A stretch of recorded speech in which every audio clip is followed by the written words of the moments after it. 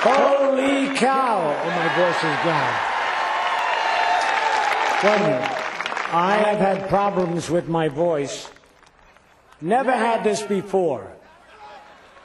I'm so nervous about being up here that I think it's like psychosomatic. My voice is, if you can hear me and understand me, fine. If not, you're lucky that I don't have to go through all the pennants and World Series that the Yankees want to be here till next Wednesday.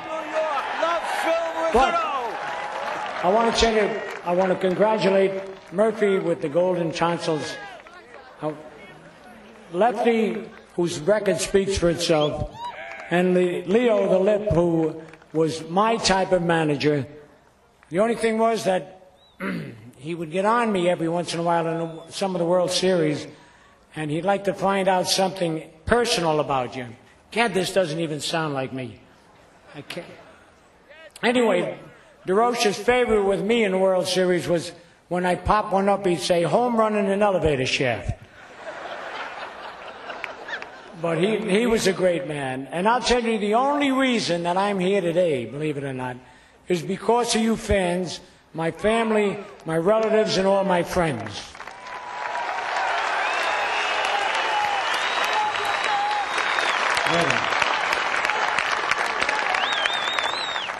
No, really, I think you put so much pressure on him, kept sending in those petitions and saying he should be in the Hall of Fame. And actually, my record's pale with all these great Hall of Famers behind me. And that Huckleberry Lou Brock, he keeps calling me a rookie.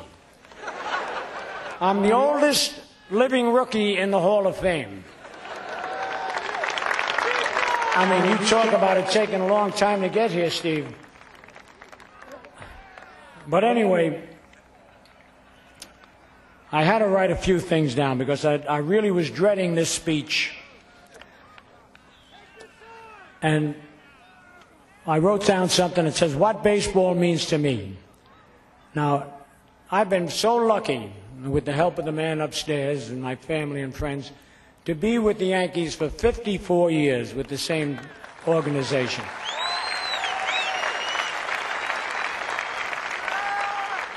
And baseball has made it possible for me to support my family, send them through college, and meet people and go to places that we never would have had a chance to do. Actually, my whole life up to this moment has been baseball.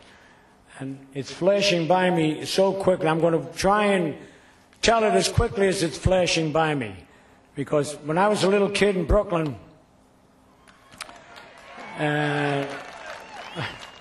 no, I tell you, it was a great spot. Pee-wee knows all about that. But when I say all the people that really helped me, my high school coach, Al Kunitz, taught me how to bunt.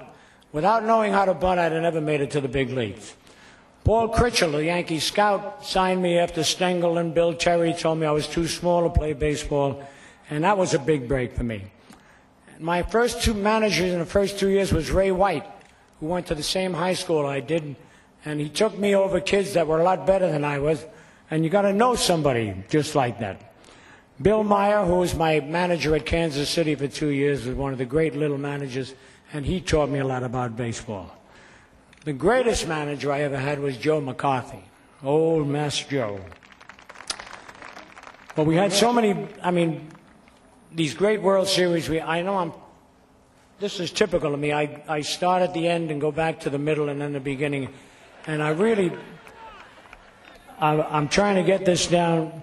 When I was a kid, playing in the streets of Brooklyn all those days, wanting to be a ball player, and if I had never been a ball player, I don't know what would have happened to me. A lot of nights, I'd wake up in a cold sweat thinking, had I not been a major league ball player, what would I have done for a living?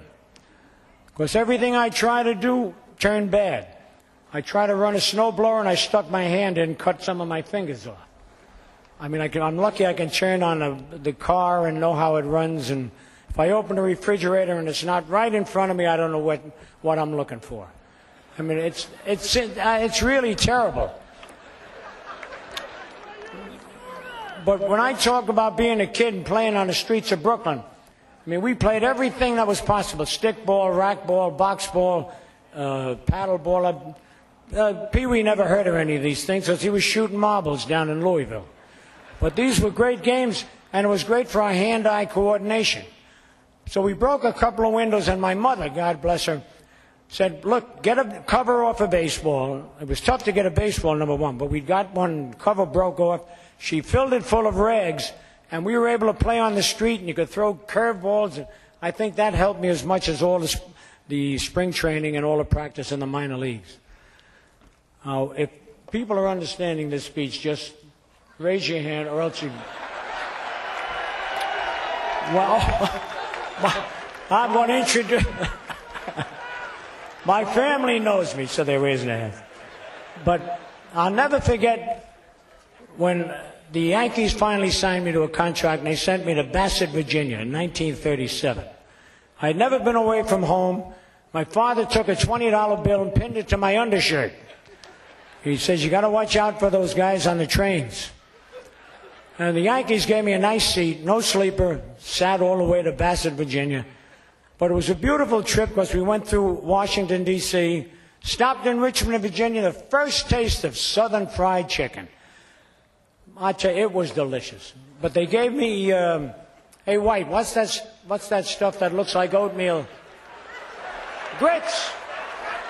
Grits. No.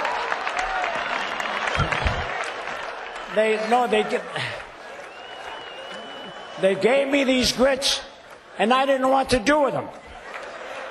So I put them in my pocket. I had no idea what. But anyway, then we got to Bassett. Now, Bassett was a town of 1,600, counting the cows. I got off the train, and there was no town there. I'm looking around at mountains, just like your beautiful mountains. And then the train pulled away, and there was the town. A little drugstore, a theater that was open, only open 2 days